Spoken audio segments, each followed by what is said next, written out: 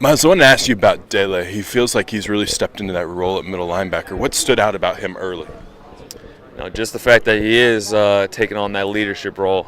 The Mike linebacker in our system, they really have to take charge. They're our quarterback, and he is definitely fitting into that role. Everything that anybody's doing incorrectly, he's saying something, but also take responsibilities on his shoulders when he screws up. What impresses you the most about him? I would say just his intensity.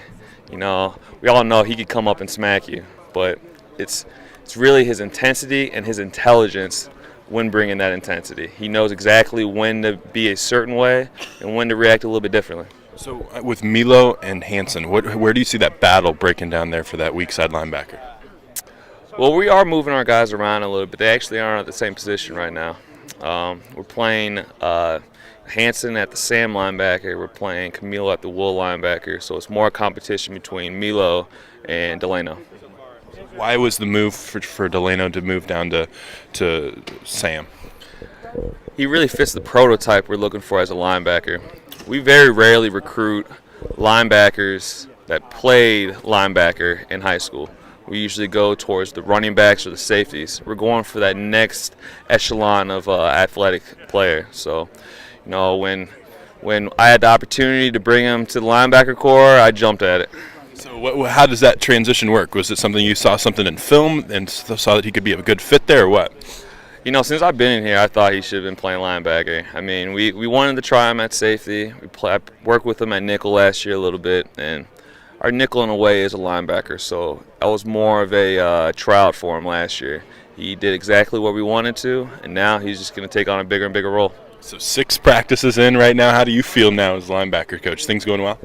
Things going pretty well. It's pretty intense, but the linebackers are getting better, and I think I would feel a little bit worse if we were playing worse. What do you think about this group, though, as a whole? It feels like your guys are veterans for the first time in a while. You got some older guys on this team that have been there and done that, especially at linebacker.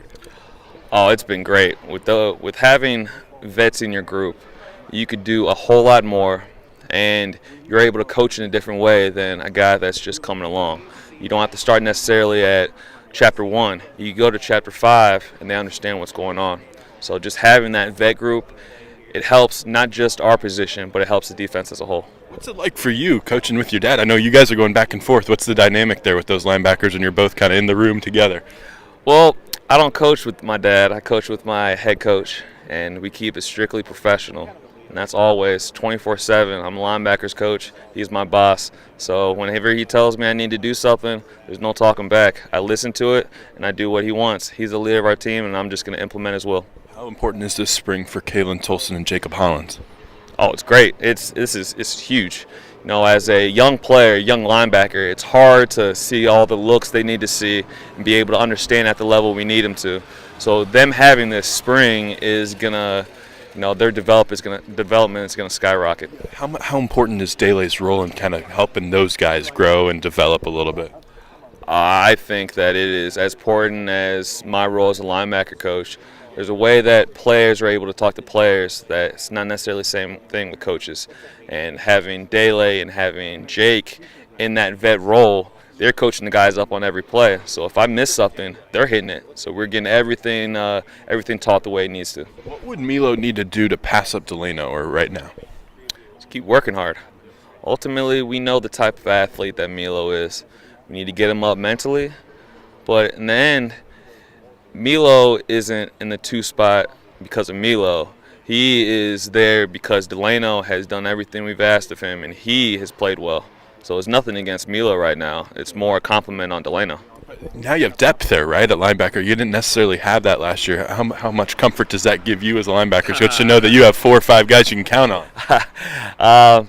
It is very comforting. We feel confident. We have a nice group of guys that anything could happen, and we're going to be able to respond to it pretty well. We've been in the position the past couple of years where we had to put people on the field that maybe weren't ready, I should say. Now we're in the position where, hey, a guy goes down, it's next man in, and we should notice a difference. Well, they're physically ready now, right? Because amazing what happens when you get to play 21-year-olds now, right? Amazing how that works. The difference between an 18-year-old and a 21-year-old. As our group gets older, we're going to be in a much different spot than we've been in the past. Miles, what's been the hardest part of this transition for you? It's a little bit different watching 3 guys on the field compared to 1 or 2. So that's been a little bit different from an organizational standpoint. I need to keep my eyes on certain spots.